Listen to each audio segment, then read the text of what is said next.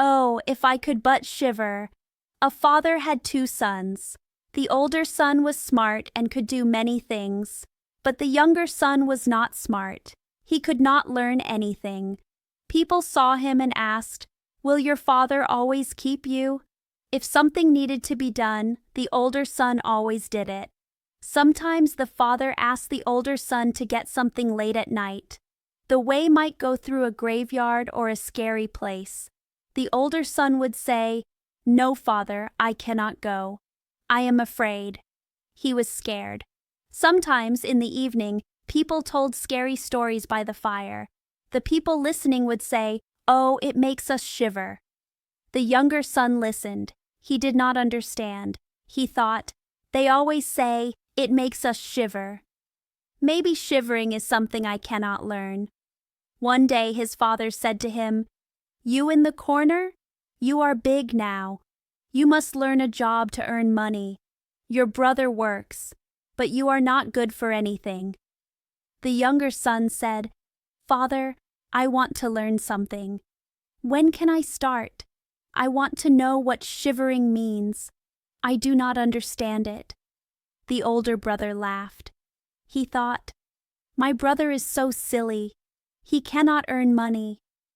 The father sighed and said, "You will learn what shivering means soon, but you will not earn money from it." Soon the church worker came to talk. The father told him about his problem. His younger son was silly and could not learn. "He wants to learn what shivering means." The church worker said, "He can learn that with me. Send him to my house. I will teach him." The father was happy.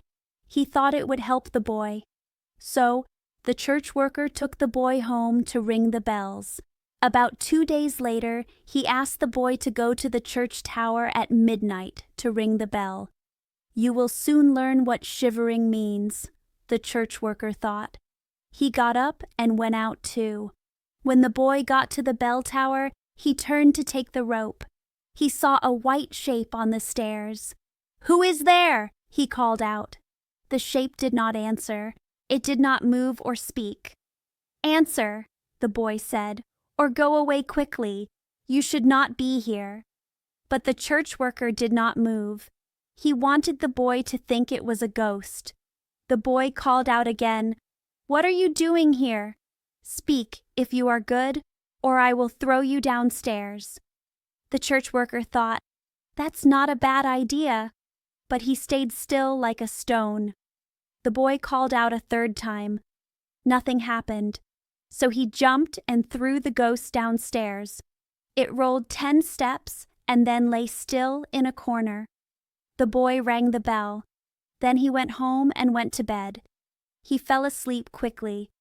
The church worker's wife waited for her husband. He did not come. She became worried. She woke the boy and asked him where her husband was. Her husband had gone to the bell tower before him. "No," the boy said, "but someone was on the steps. He would not answer or leave.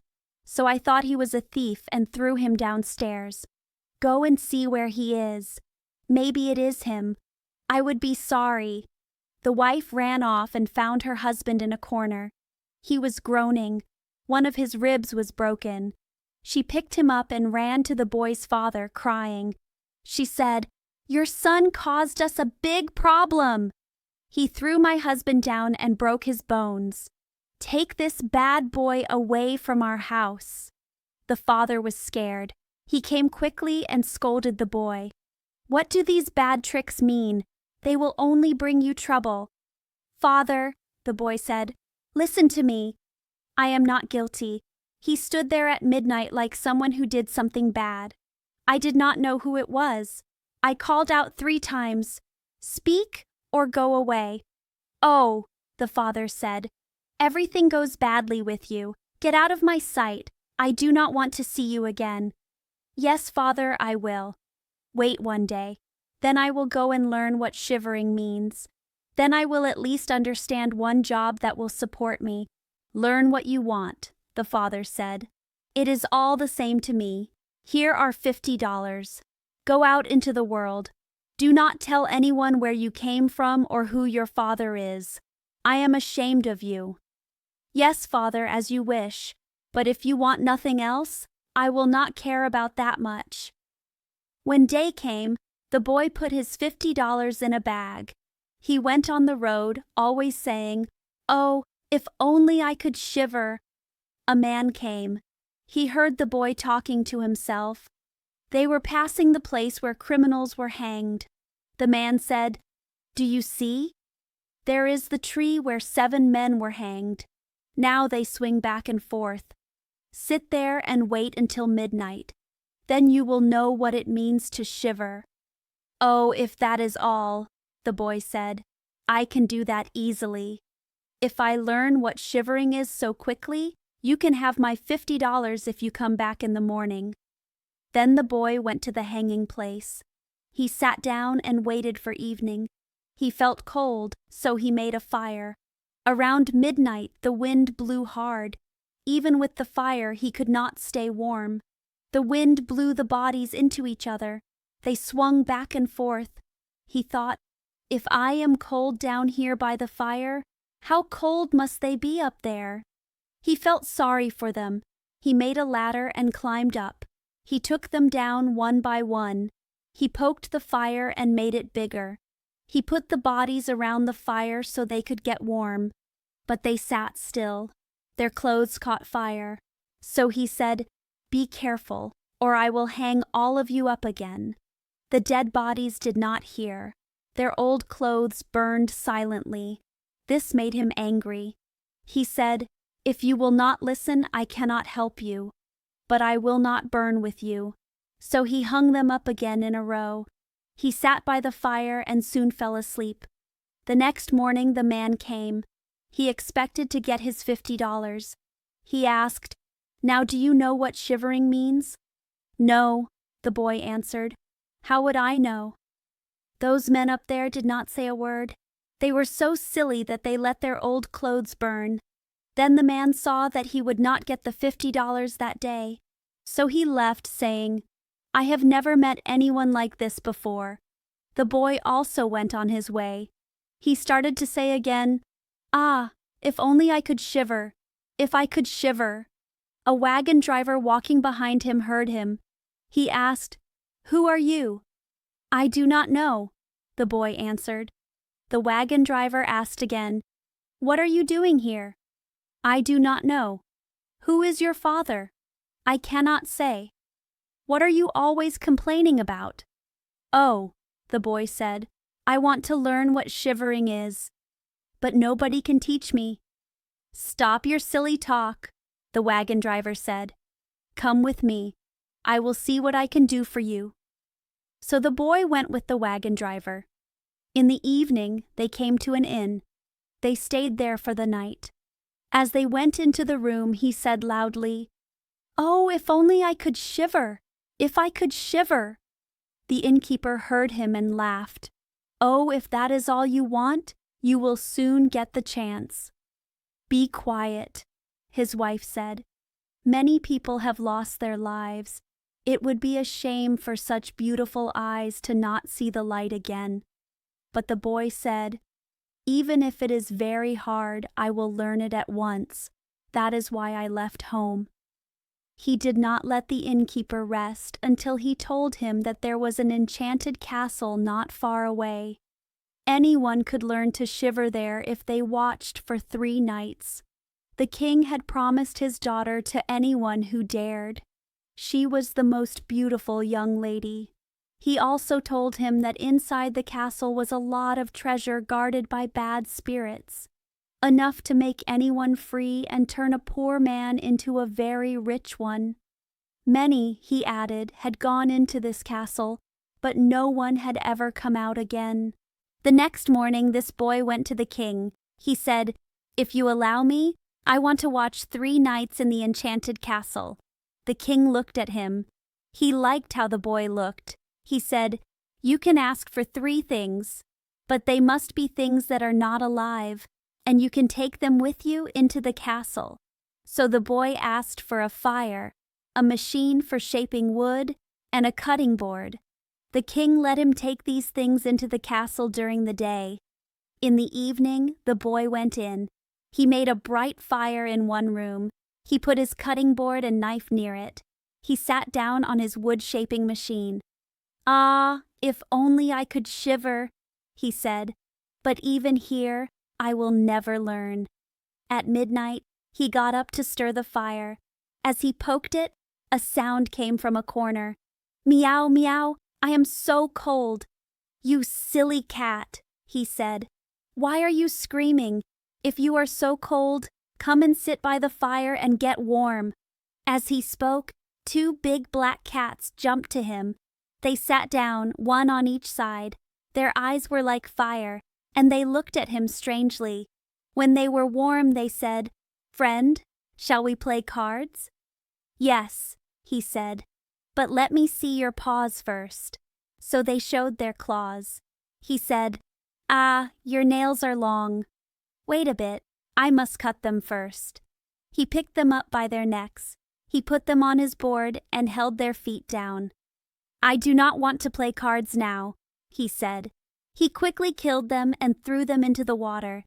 He had just quieted these 2 and thought of sitting by his fire again.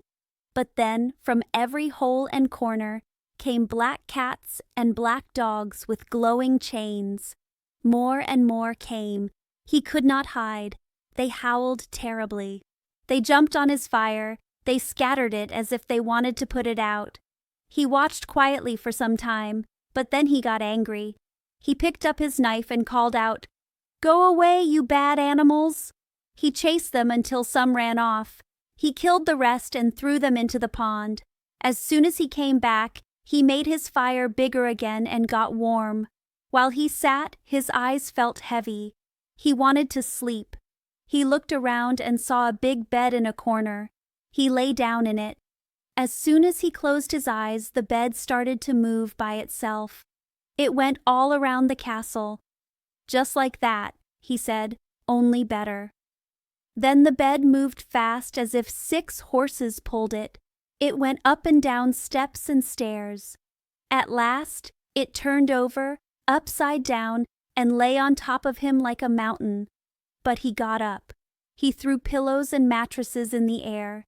He said, "Now, whoever wants to travel can." He lay down by the fire and slept until day came. In the morning the king came. He saw the boy on the ground. He thought the ghosts had killed him. He thought he was dead. So he said, "It is a great sadness that the best men are killed like this." But the boy heard this.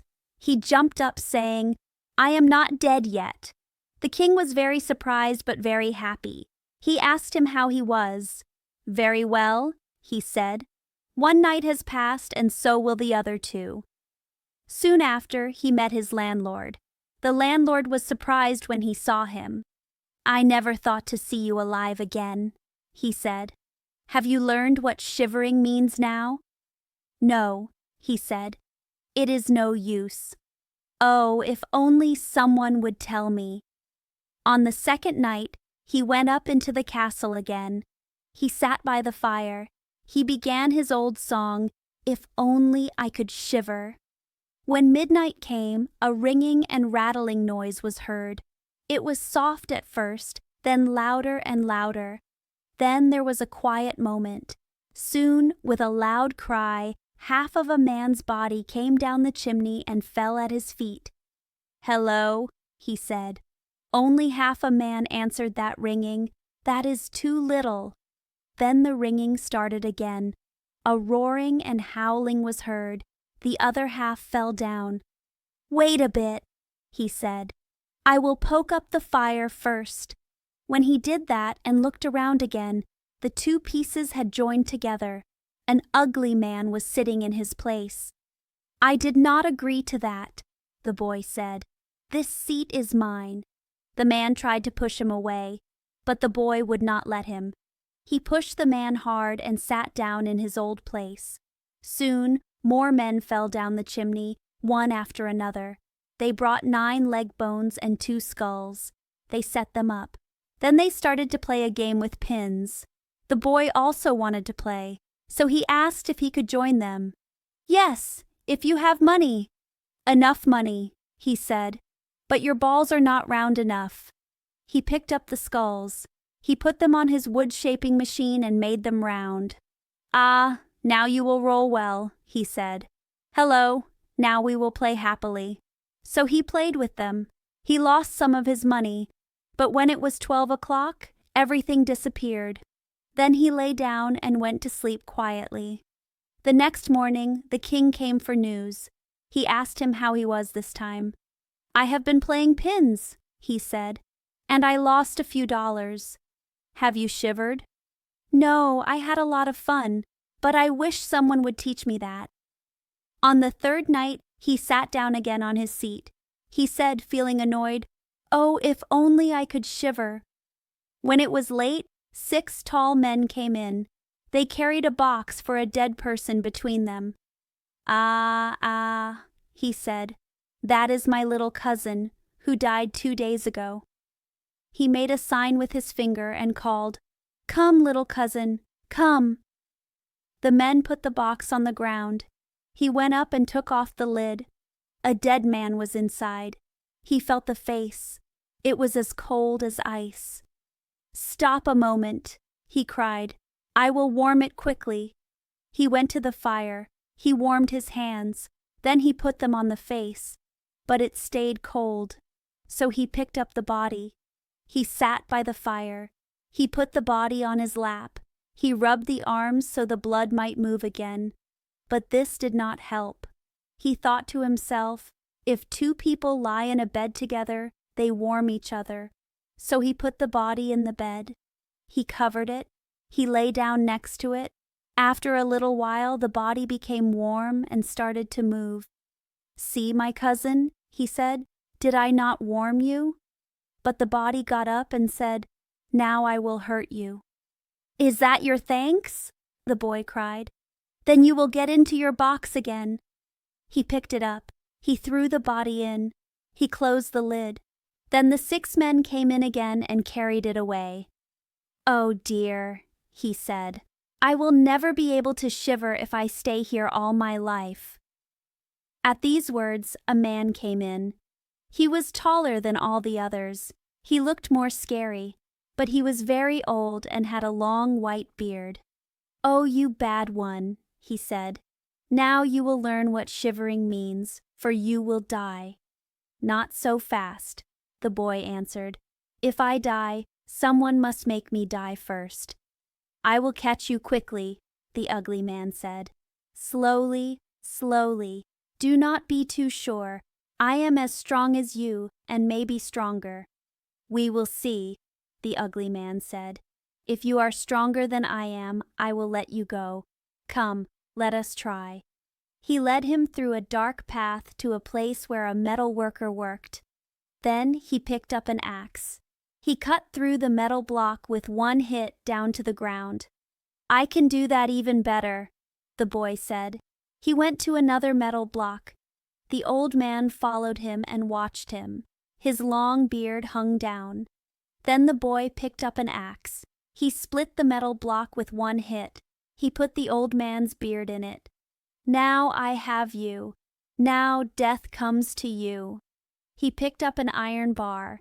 He hit the old man until he groaned. He begged him to stop. He said he would give him great money. So the boy pulled out the axe. He let him go. Then the old man led him back into the castle. He showed him 3 boxes full of gold in a room under the ground.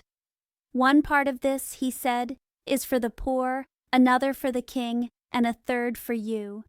And just then it was 12 o'clock. The old man disappeared. The boy was in the dark. "I must help myself out here," he said. He felt his way around.